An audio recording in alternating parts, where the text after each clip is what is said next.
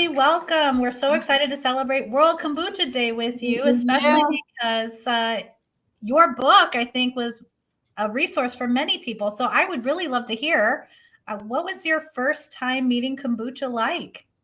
So I found out about kombucha from an article, and I wish I could remember this guy's name. It was before Nourishing Traditions came out, and I was obviously immediately intrigued. He talked about how in Russia, the towns where they drank kombucha were pretty much cancer-free, even though they were highly polluted. And he told this funny story about how the KGB was going to try to figure this out, and they found that all the babushkas were making kombucha in these towns, and it protected people against cancer.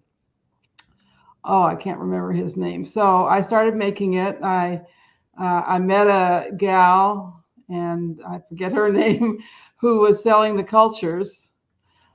It's kind of funny. The day I met her was the day I met my husband. Oh, what? That's wow. That's a big deal. It was at a conference, and I sat next to her, and I met my husband that day.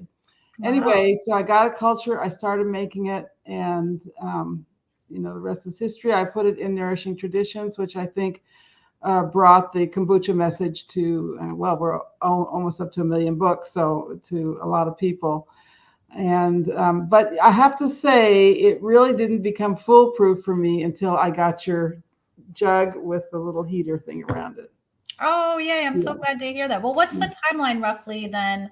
Are you hearing about it in the 90s, in the 2000s? Yes. So Nourishing Traditions came out in 1996. So I think, Yeah, so I was actually making it before I met this gal, but I was buying my cultures from her, and that was about 1994. And the day I met her was the day I met my husband, and it was just when the book was coming out. That's so nice. What a lovely moment in history. Well, you'll never forget that moment then. No, I won't. I won't. Well, and so tell us a little bit about Nourishing Traditions. Why did you end up having such a passion for traditional foods? What's a little bit of your story there?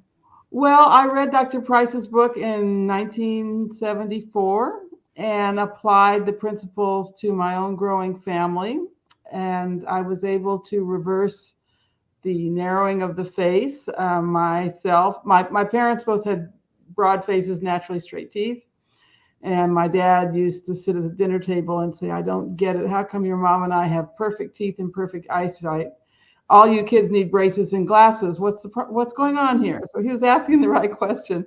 And I was able to reverse the crooked teeth in my own kids. Now they all wear glasses, but not the strong prescription that I need. So I partially reversed that.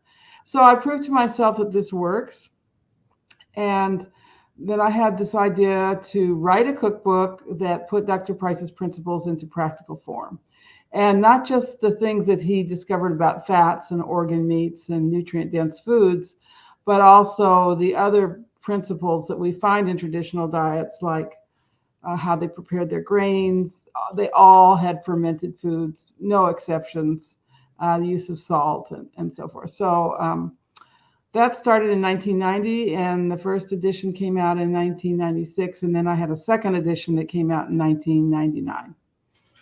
Well, interestingly, my kombucha journey was well on its way before I even heard about Weston A. Price, and I learned about it through the conference. How long had you been holding? What was the time between publishing the book and creating the event? Well, our first conference was 2000. So the second edition came out in 1999, and and when we set up the Weston A. Price Foundation in 1999, late 1999, and we had our first conference in 2000. And were you at that conference? No, I didn't. My first conference wasn't until Dallas. So was that 2011? Okay. Well, I think we were serving kombucha from the second or third year. Well, and John Moody, I think, was bringing in the kombucha from that he brewed himself from Kentucky, if I recall. Right. And we also had Chuck Eisenstein's brother made kombucha, and he brought it to a conference. So I think we were the very first conference to serve kombucha.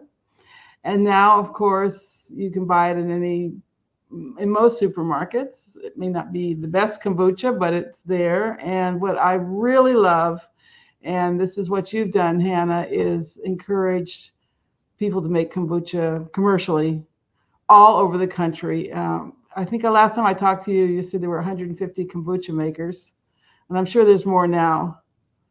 There are a lot more now. I mean, we estimate there's probably 2,500 worldwide. Yes, you can get it. We saw it in Spain, in the stores in Spain.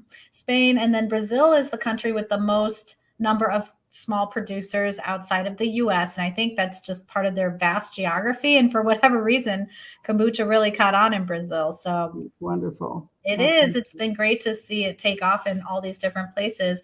But, so many people come back to your book, Nourishing Traditions, and the principles, like you said, of Weston A. Price. And, who knew that you would be cutting edge back then, right? Like how have you seen the adoption of fermented foods, the adoption of a lot of these principles over time evolve? Broth and butter and raw milk. Right. And I have to laugh because when I was writing this book, my kids, I have 4 kids.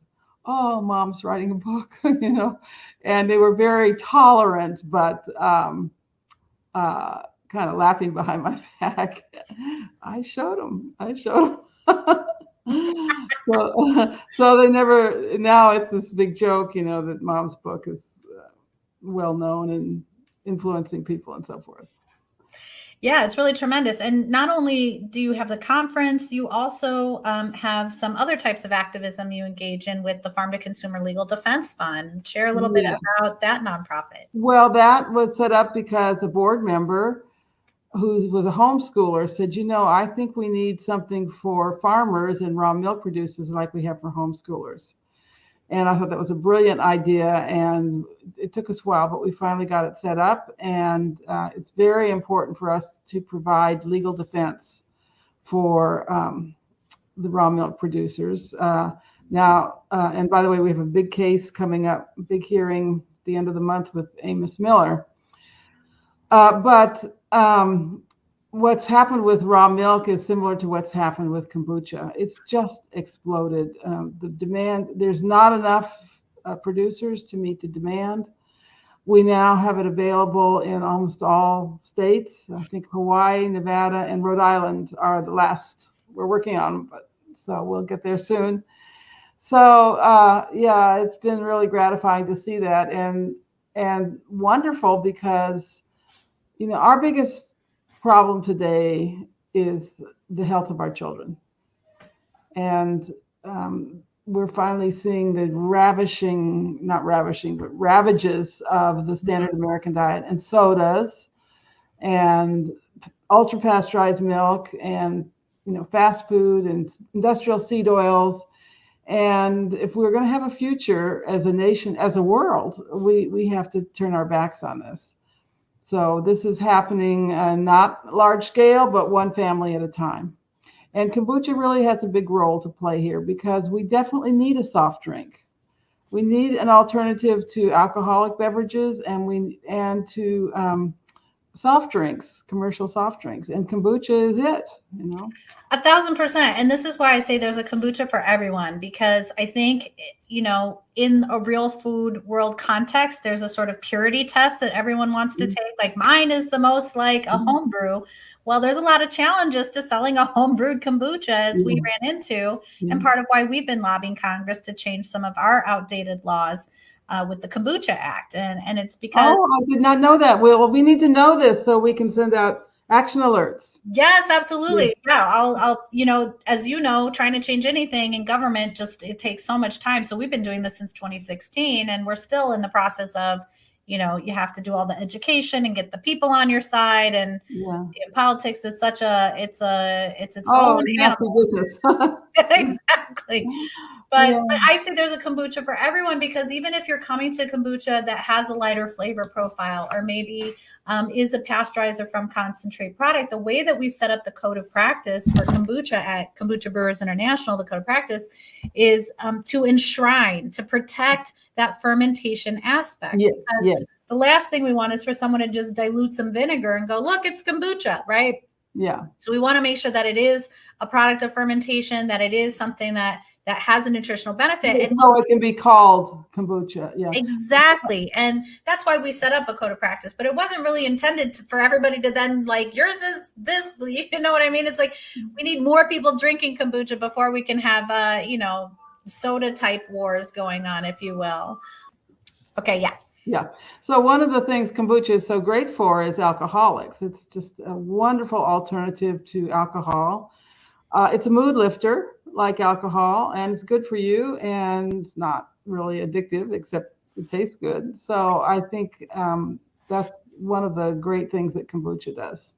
Absolutely. And it has those organic acids that support a healthy liver, which is why it's in place of alcohol or with alcohol as a healthy cocktail mixer or hangover cure. So yeah, absolutely. It definitely helps with all of those things. And, so you've been in this real food world for a while, and it's so cool and gratifying to see, like you were saying, the bone broths and the raw milks and the kombuchas of the world really spilling over into the mainstream. What do you anticipate, right? We're already in the 2020s. In the next 20 years, what kind of, will everybody be drinking kombucha in 20 years? And I think so. I think we're going to see huge changes in the next 20 years. The food industry is very worried about this because people now, they're using this phrase ultra processed foods, and people realize that they're bad and are slowly taking steps to avoid these foods. And of course, kombucha will play a big part. One of the things I want to see before I die, before I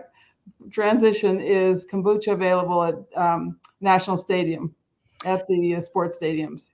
Absolutely. And we definitely have seen a couple brands break through here and there. I think like the Seattle Mariners have Hum Kombucha, and I think there might be Healthful at Dodger Stadium. So there's a couple of places. But and airports. Now, airports 1,000%. Yeah. National airport, but no longer. So we need to get that back in. And I think it's the soda companies pushing back. And they're going to push back, even though they still have so much tremendous market share. But I think you're right. I think we're going to see a lot of transformation and change in the next couple of coming decades, mostly because I think there's a shift in awareness.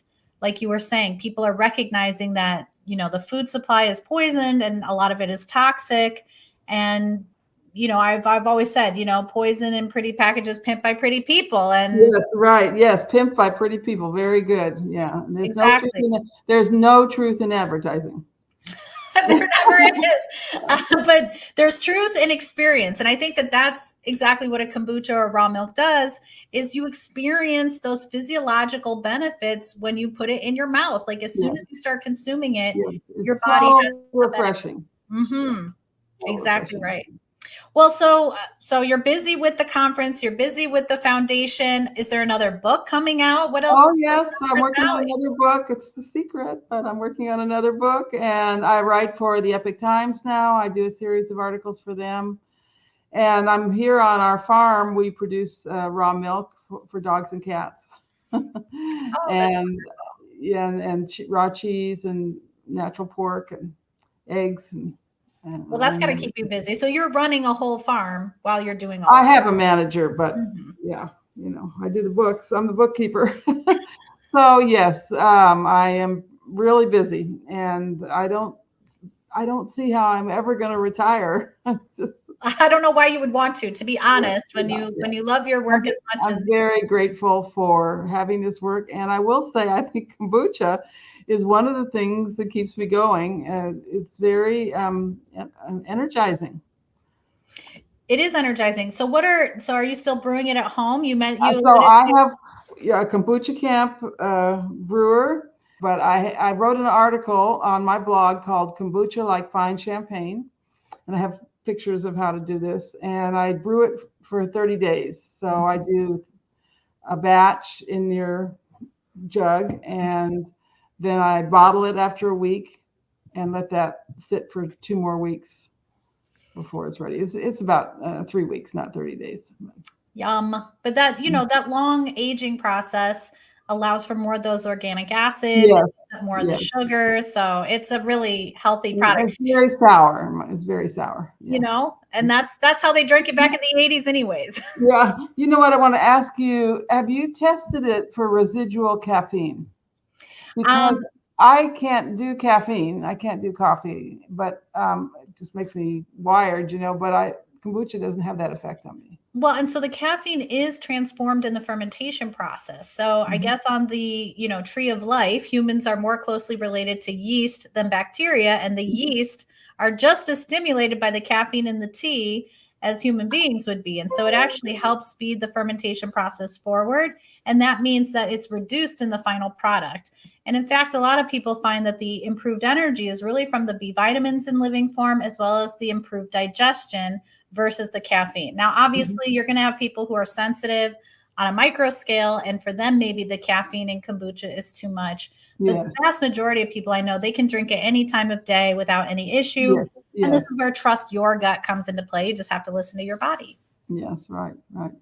Well, it's a great beverage. It's a real important part of this movement, and it's definitely growing. Even our little food line down here we live really in the country, in the sticks, and they have kombucha. So I love hearing that. And that is a testament to how its popularity has grown, is you can even get it in the sticks. Yes, you can. Yeah. And then we have a little country store, and we have 2 brands that are local, and we sell those. Very popular. Oh, great. What are your brands? You want to shout them out? One is Blue Ridge. Yes. And the other one, I don't remember the name. We just got it. So, and it's I think it's called Maryland Kombucha or something like that. Hey, that's pretty basic and straightforward. But yeah, Blue Ridge has been around for a while. They're a really great product. Yes. And then we also have Hex in Baltimore. Oh, yeah, Hex.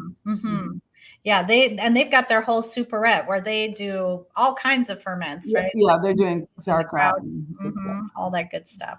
Well, so if people wanted to find you or your work or the conference, where should they go? Okay, so I have a blog. It's nourishingtraditions.com, which I don't post as frequently as I'd like to, but I do post there. And then the Weston A. Price Foundation is westonaprice.org. And we have local chapters. If you are looking for kombucha in your area, look up your local chapter and they'll tell you what's available. Absolutely. And then the conference, is that every year still? Yes. Where is it coming up for 24? Conference is going to be the 3rd week in October. We're just about to announce the venue, but we haven't signed the contract yet, so I dare not do that. Right.